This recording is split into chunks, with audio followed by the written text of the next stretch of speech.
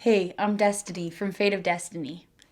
Some of you guys already know I run on the treadmill, but the idea of it can be pretty monotonous sometimes, just one foot in front of the other over and over again. Well, sometimes that's the way I think about dry fire.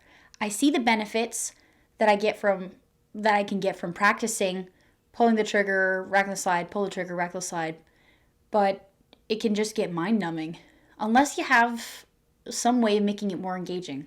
Like the SIRT. SIRT is an acronym for Shot Indicating Resetting Trigger, and it is a dry fire training pistol. So what it does is allows you to dry fire, and you can see where your shot placement is. The red laser is the trigger prepping indicator, and then the green laser is the shot placement indicator. If you like, you can turn off that shot prep indicator and just focus on your shot placement.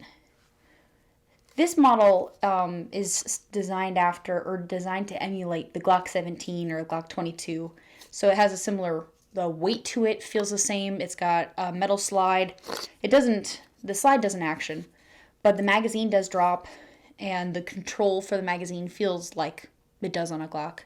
And then the mag is weighted, and the trigger, the pull of it, when you first pull, it'll first have that trigger. Let me turn on the laser. That trigger prep, and then the break. And if you want to use the reset like you would on your actual pistol, you can let go part way and then just work on your trigger pull from the reset, or let go all the way.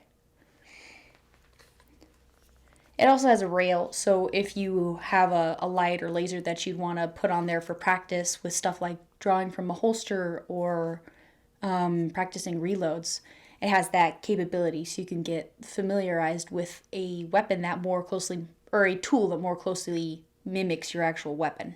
Some of the ways that you can keep dry fire fun, you can use the SIRT and maybe put on some music or vary up your training regimen.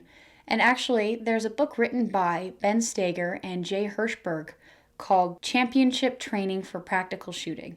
And some of the ideas that they recommend for keeping your dry fire interesting are to vary up what drills that you're working on, like maybe at one point work on your speed reloads, another point work on trigger control, which the SIRT you've seen can be really helpful for that, seeing as how if you're milking the trigger, the laser will let you know. Another thing that they recommend is to put up your own mock training course with targets and obstacles to shoot around or jump over. Keep it interesting and engaging for you.